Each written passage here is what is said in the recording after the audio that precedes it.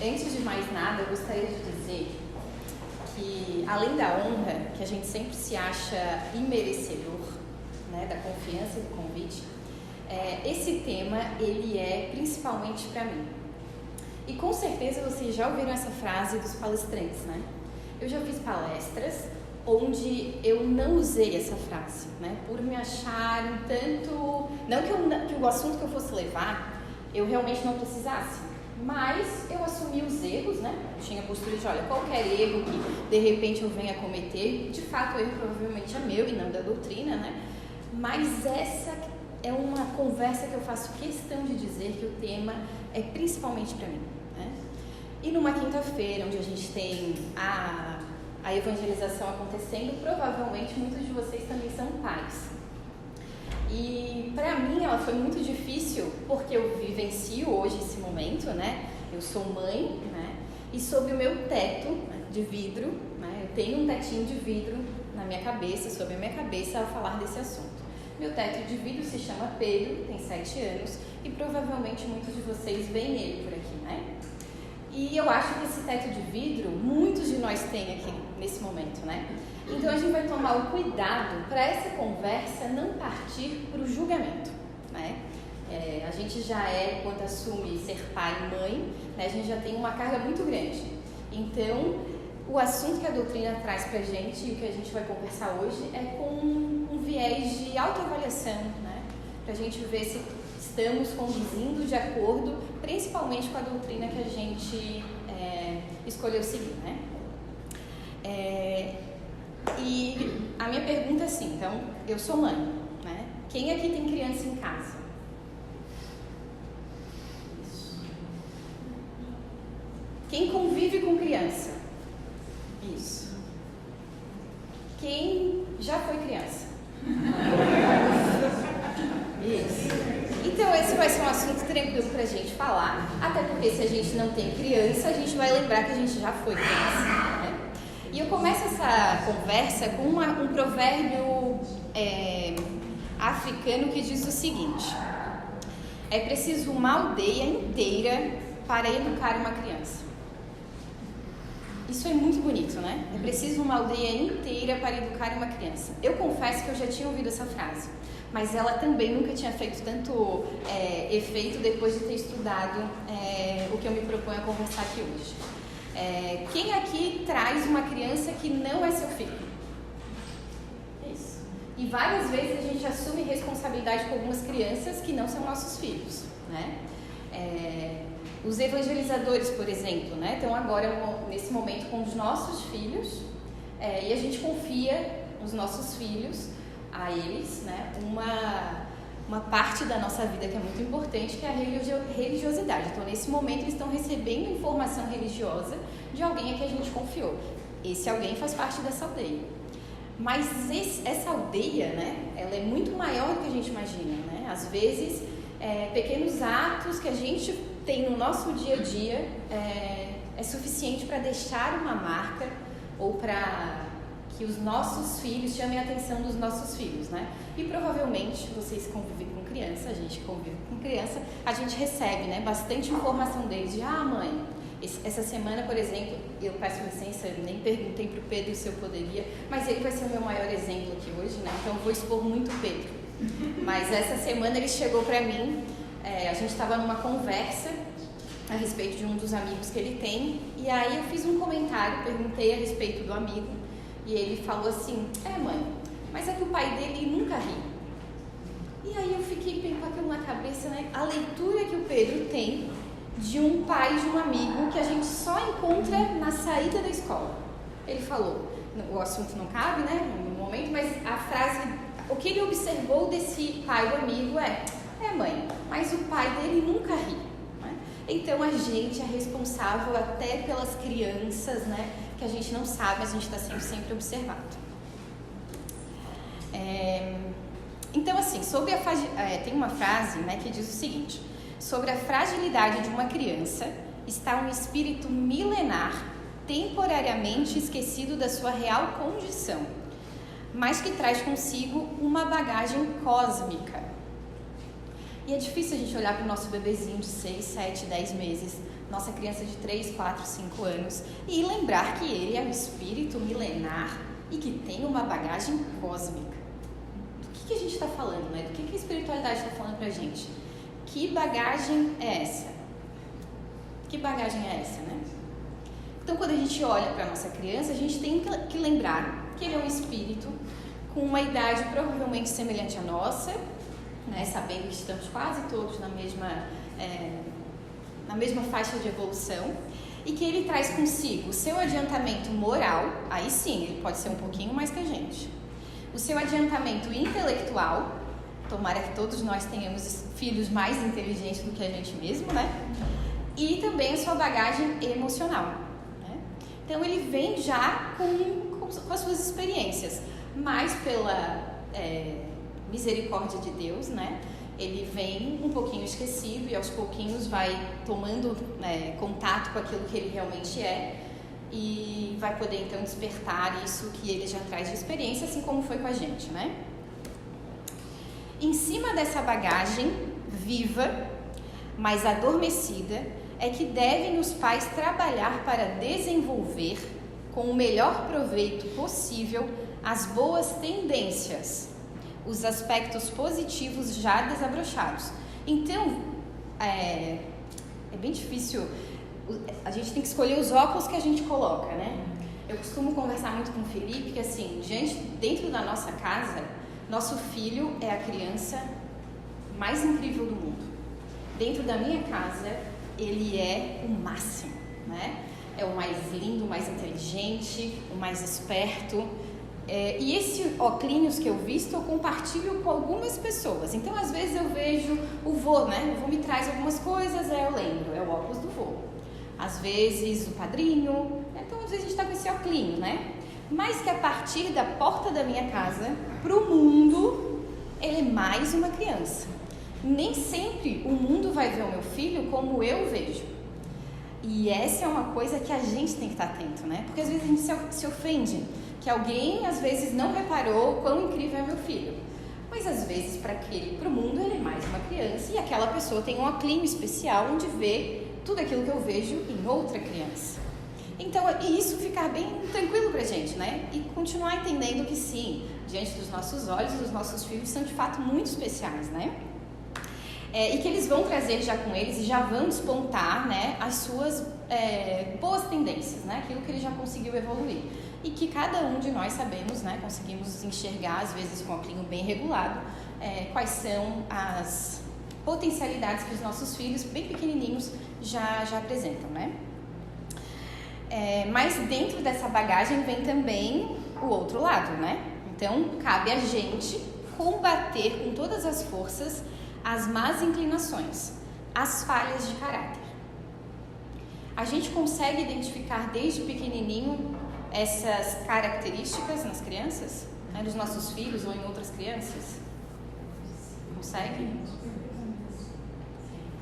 Eu acho que algumas, né? Acho que algumas a gente tem um pouquinho mais de facilidade de identificar, outras é um pouquinho mais difícil, algumas vão despontar mais próximo da adolescência, né? Geralmente as mais difíceis, né? Mas se bem atentos, sabendo que serão algumas, né? Que a gente consegue, não todas, né? Aqui eu gostaria de falar uma experiência que eu tive, uma acolhida muito legal. Eu devia ter uns 9 anos, mais ou menos, na era do Tamagotchi. Quem pegou o Tamagotchi, né? Eu achava a coisa mais incrível do mundo. E o Tamagotchi surgiu, sei lá, no início do ano, meio do ano, e ele não era uma coisa muito barata, não sei se vocês lembram, era um brinquedinho que as crianças andavam penduradas aqui. Hoje a gente tem o celular, não sei o quê, mas naquela época era o olhinho do Tamagotchi. Alguns eram vermelhos, alguns eram brancos, amarelos, enfim. E tinha um bichinho virtual ali, né? E eu tenho a sorte de fazer aniversário muito perto do Natal. Então eu sou aquela criança que sempre ganha, tem aquela frase, né? É um presente só, mas é bem bom. E eu não tava nem aí, eu queria 2, mas então eu tinha isso, né? Então ganhava um presente bem bom, mas ganhava um só.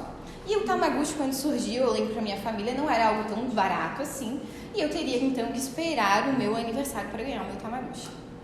E na escola, bombando de Tamagotchi, né? Bombando de Tamagotchi. E aí a gente saiu pro recreio e uma amiga muito querida deixou o Tamagotchi dela em cima da mesinha da carteira dela, né?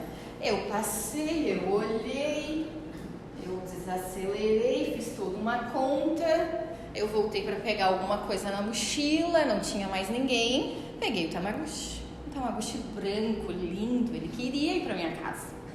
Peguei o Tamagotchi e eu pensei, se eu guardar na mochila, eles vão procurar, vão tentar ver quem pegou o Tamagotchi, não posso deixar na mochila. E aí eu pensei, mas minhas amigas estão esperando, não posso encontrar com elas agora. Eu articulei e levei o Tamagotchi até o meu irmão. E entreguei pra ele, meu irmão menor do que eu. Eu tava, acho que não lembro onde, que turma que eu tava, mas ele tava uma turma menor do que eu. Que eu pensei, se estiver com ele, não vão procurar, né? E eu ainda falei pra ele, esconde. Sim, eu tinha 9 anos, olha que andinho, né? Eu tinha consciência de que estava errado, mas eu ainda não tinha, não sei se ética, ao mesmo tempo eu pensava, eu também quero ter, né? O dane-se a colega. Escondi o Tamagotchi. Só que daí continuamos ali, acho que não repararam, e eu sei que durante a educação física, outro Tamagotchi deu bobeira. E eu peguei um segundo Tamagotchi, esse eu não lembro de quem. E eu fui lá pra criança. Calma, gente, deixem seus celulares onde tá. Isso já foi vencido. Calma. Peguei o outro Tamagotchi e levei pro meu irmão também. Só que nessa hora que eu levei o Tamagotchi pro meu irmão, a professora dele viu.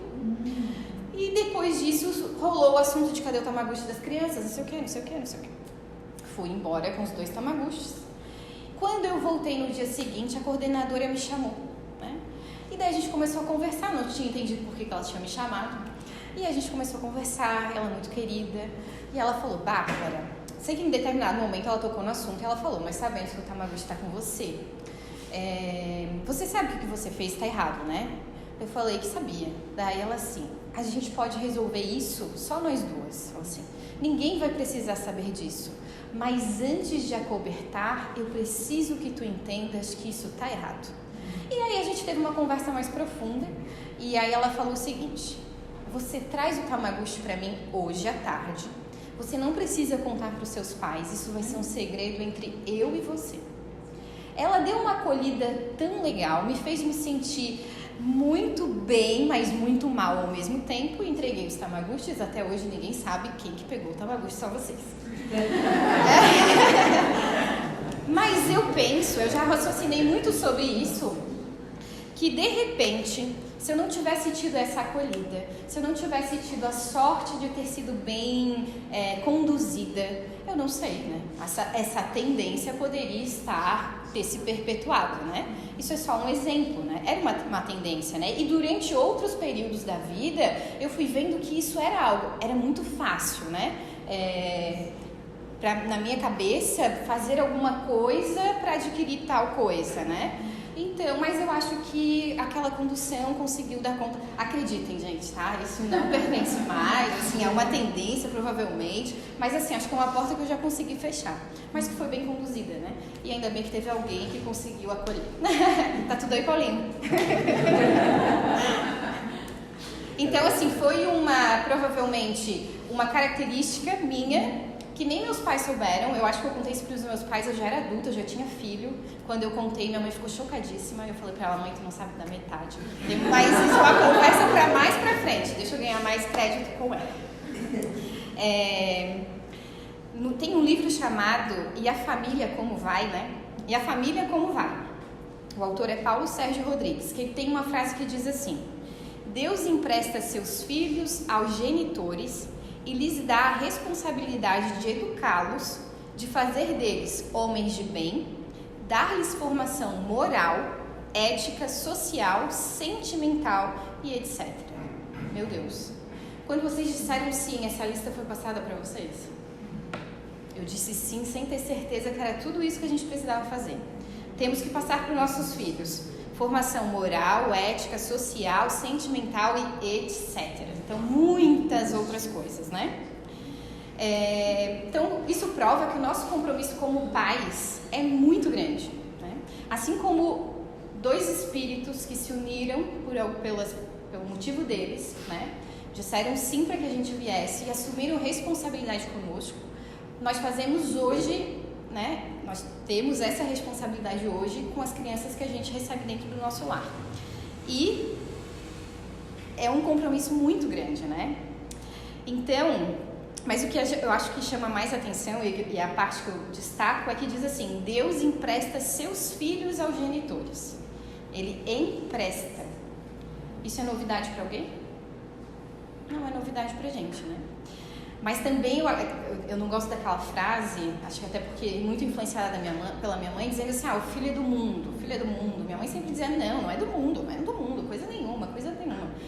Não, nós pertencemos a Deus, né? Nós somos emprestados dos nossos pais, Deus nos empresta os filhos, mas nós todos pertencemos a Deus. E isso é tão gostoso, né? Pare e pensa nesse momento assim, você pertence a Deus, né? Isso é muito confortante, né? Então nós estamos aqui tutelando os nossos irmãos em Cristo, em Deus, né? Tutelando os nossos irmãos, a gente está sob responsabilidade deles, mas somos, diante de Deus, todos irmãos, e estamos aqui trabalhando, né, um upgrade, né? Tanto para os nossos filhos quanto para a gente mesmo, nessa relação entre os nossos pais, nossos filhos e a nossa relação com eles, né? Allan Kardec, ele foi muito conhecido antes mesmo de ser Allan Kardec como um professor, né? Ele era professor na França e antes mesmo de assumir a codificação da doutrina espírita, ele tem muitos estudos na área da educação. Ele foi aluno de Pestalozzi e também foi outra informação que eu adquiri em razão do estudo dessa conversa hoje, porque eu sempre ouvi falar Pestalozzi. Assim, eu achava que Pestalozzi era alguém muito recente, assim, sabe? Que Pestalozzi tinha sido, assim, anos 80. E eu fiquei chocada que não, né? Pestalozzi é 1800 e alguma coisa, né? Ele foi aluno de Pestalozzi. E que tem uma doutrina educativa lindíssima, né? Baseada no amor, no trabalho, muito bonito. E Allan Kardec, antes mesmo de ser Allan Kardec, foi aluno dele. E Kardec, né, a gente sabe que a doutrina ela é muito baseada na educação. E ele, aqui eu peguei duas frases onde ele fala a importância da educação, né? Uma foi retirada do Livro dos Espíritos, eu não vou dizer o número da pergunta porque eu fui conferir e tá errado, então eu não lembro qual era. Se alguém lembrar, se alguém souber. Achei que era 197, mas eu fiquei na dúvida, no carro eu estava tentando conferir e eu vi aqui que tá errado. Mas diz assim, mas com certeza foi do Livro dos Espíritos, tá?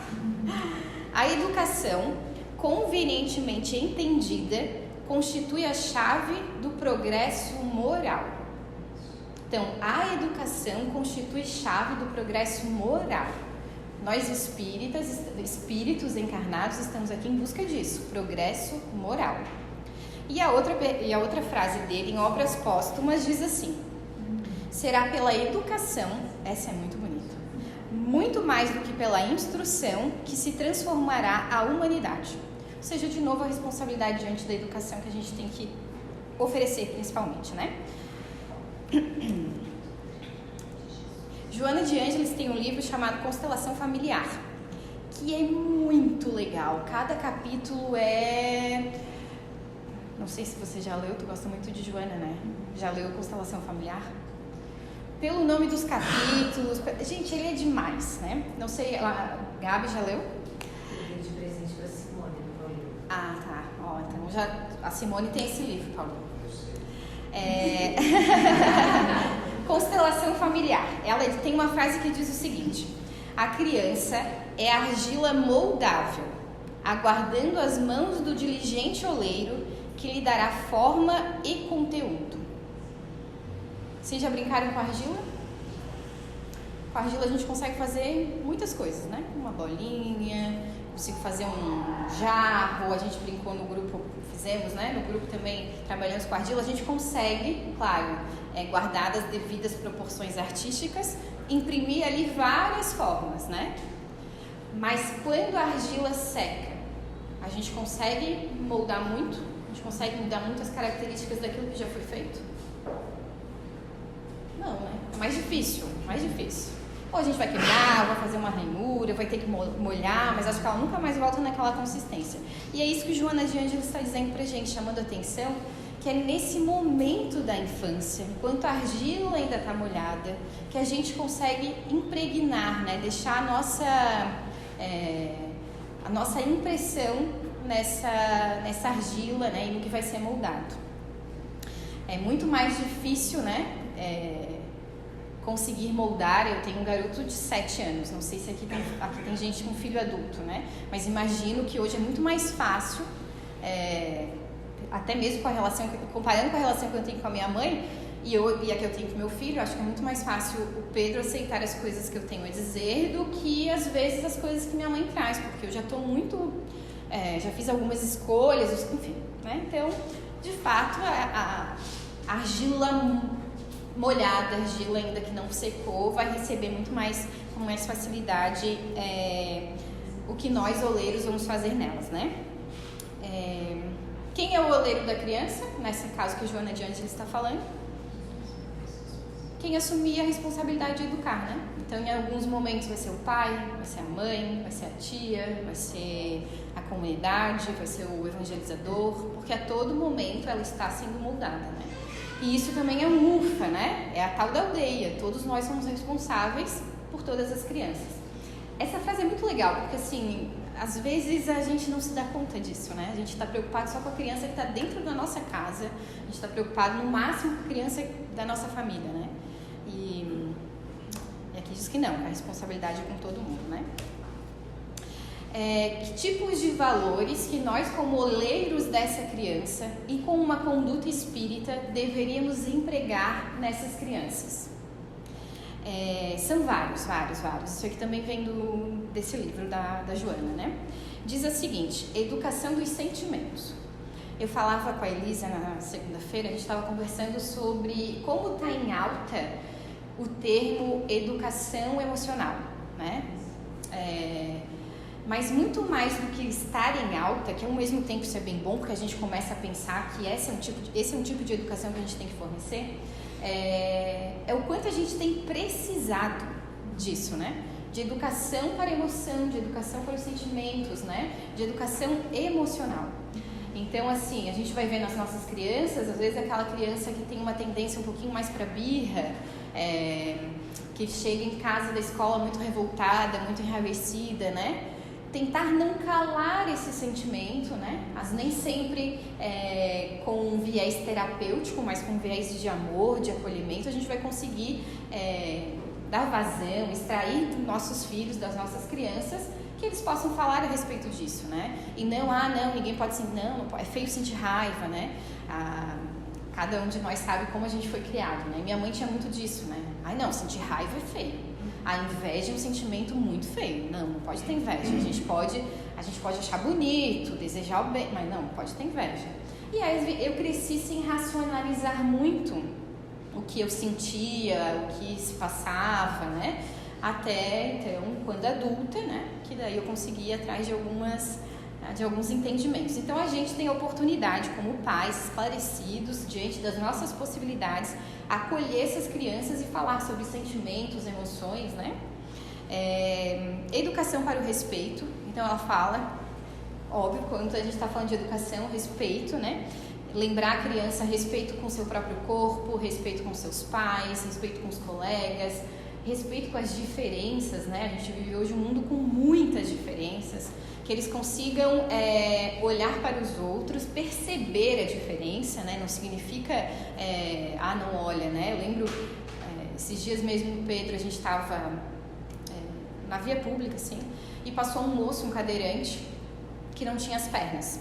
E a gente estava andando, aí o Pedro passou, o Pedro ficou olhando. E eu tenho uma tia que é deficiente física. E eu não gostava quando as pessoas olhavam para ela, não gostava mesmo. E quando eu olhava para alguém com uma deficiência física, minha mãe sempre dava aquele... Só assim, ó. Né? Então eu sabia que eu não podia olhar. E daí quando eu vi o Pedro olhando, eu parei, olhei para ele: filho, alguma dúvida? Né? Alguma dúvida? Se interessou? O que passou na sua cabeça? Daí ele assim: mãe, por que ele não tem as duas pernas? Eu falei: filho, pode ter acontecido tantas coisas. pode ter sido uma doença, ele pode ter nascido assim, ele pode ter sofrido um acidente, pode ter sido por vários motivos. Aí eu falei pra ele, quer perguntar? A gente pode ir ali, de repente, conversar com o moço dele. Não. Eu assim, então tá. Daí eu falo, tá tranquilo? Quer ver mais alguma coisa? Daí eu pensei, eu não vou fazer, eu quero que ele olhe, que ele identifique e que seja normal, que ele vai ver gente com bracinho menor, que ele vai ver gente sem perna, que ele vai ver gente com prótese, né? E normalizar. E daí depois a gente ainda vai para aquele outro lado e fala, mas olha, filho, consegue ver? Ele tá sozinho, ele tinha descido de um ônibus, a gente tava na Madre Benvenuto, ó, ele tava andando de um ônibus, provavelmente ele tá indo para casa dele, então ele esteve em algum lugar, mesmo sem as duas pernas, você percebe que ele faz um monte de coisa. Então ele tem ali um monte de capacidade, né? Então, educar para essas diferenças, mas a gente sabe, né? São muitas coisas. Educação para a amizade, esse é um ponto muito bonito que ela destaca. Ela diz que a amizade é construção do sublime sentimento do amor. Então, ela diz que quando crianças, a gente começa a ter nossas relações de amizade. E isso já é um ensinamento para aprender a amar. Que amar é um sentimento muito complexo, que as crianças têm afeição, segurança nos pais, mas amor é uma coisa que é burilada, e a amizade vem justamente para auxiliar na construção disso, desse sentimento que um dia vai ser amor. Ela diz também que hoje o vazio existencial está muito associado à falta de amizades verdadeiras. Vocês adultos concordam comigo? Quer dizer, vou falar uma impressão minha, não quero que concordem. Primeiro assim, quem tem amigo desde de infância, assim, quem tem um amigo, 2, 3, desde a época da escola, infância mesmo. Isso. Eu também, né? Então quem tem amigo há 20 anos? Há 40? Há 60? Ó, brincando.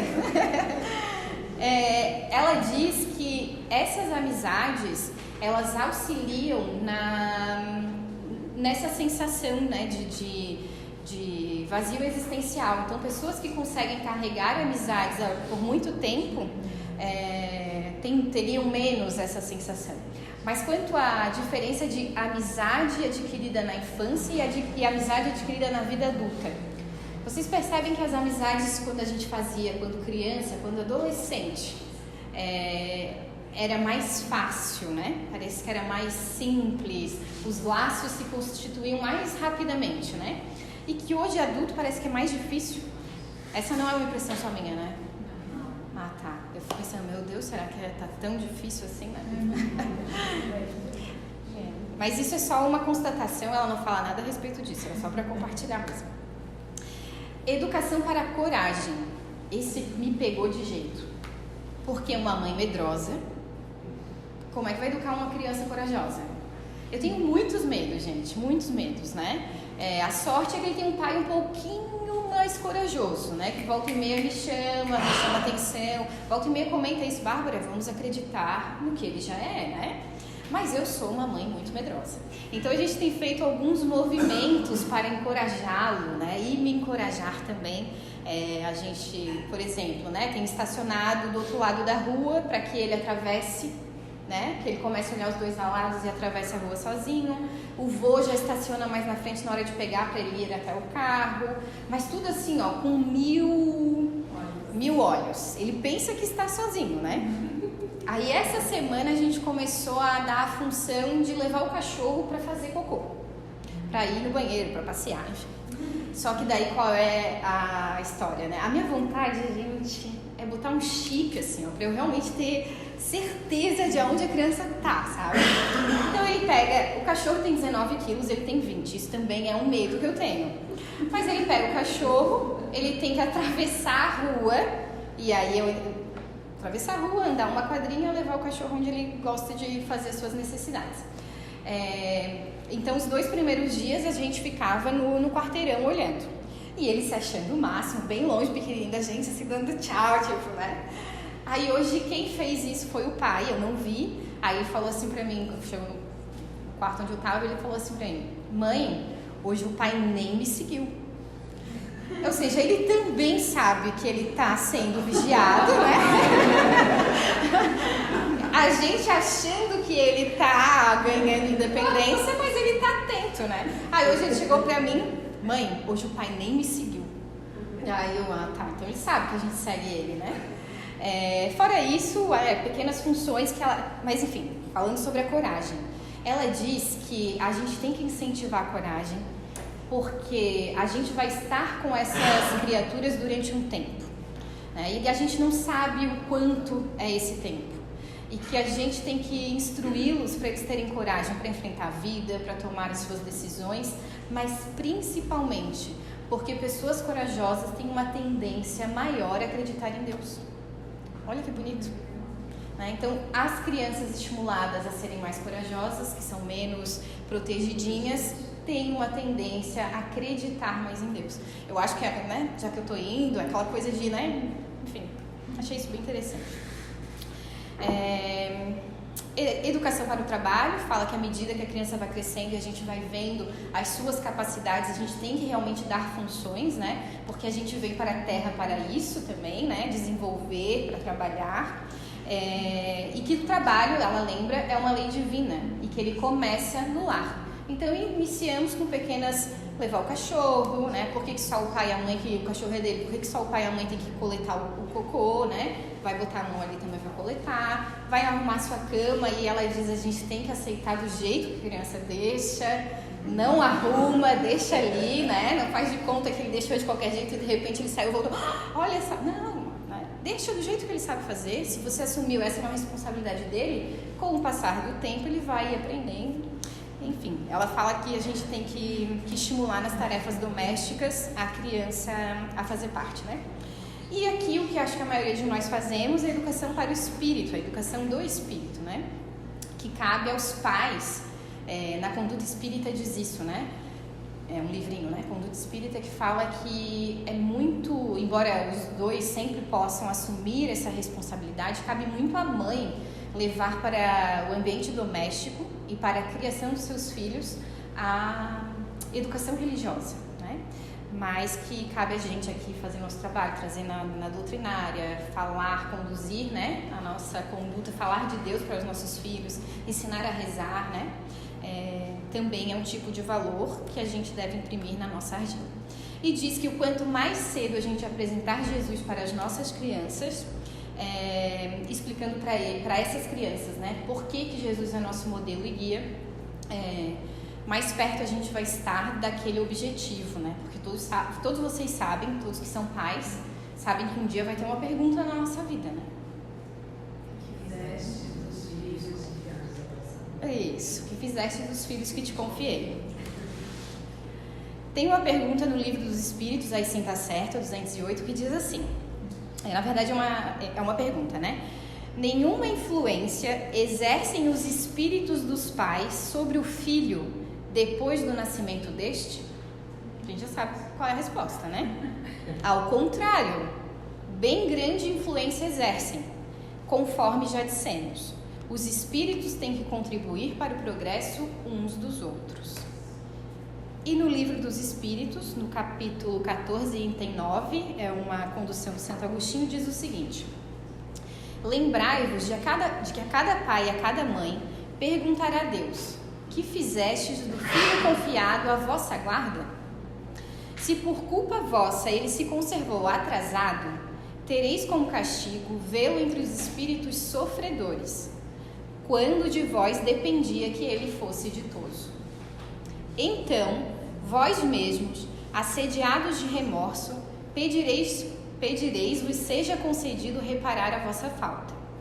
Solicitareis para vós e para ele outra encarnação em que o cerqueis de melhores cuidados, em que ele, cheio de reconhecimento, vos retribuirá com o seu amor. É bonito, né? Esse foi um acordo, uma responsabilidade que a gente assumiu de fato, mas que, enfim, a gente sabe que Deus é Deus, né? Nós teremos muitas oportunidades, e do fundo do coração que eu desejo que quando essa pergunta for feita para todos nós, né, que a gente possa olhar e dizer: ele está vindo. Né? Nós evoluímos, nós nos amamos muito, nós aprendemos muito, né? E que possamos dar uma ótima resposta. Obrigada pela atenção de vocês. Realmente, para mim, é um assunto bem delicado, mas acho que a gente trabalha, né, todos juntos aqui. Temos um grupo de pais na casa que bem fortalecido, assim, com compartilhamentos muito legais, muito enriquecedores. Gostaria de dizer para vocês que a experiência de vocês contribui muito para o meu educar, né? Tanto do meu filho quanto do meu espírito, eu espírito. E agradecer de novo a oportunidade.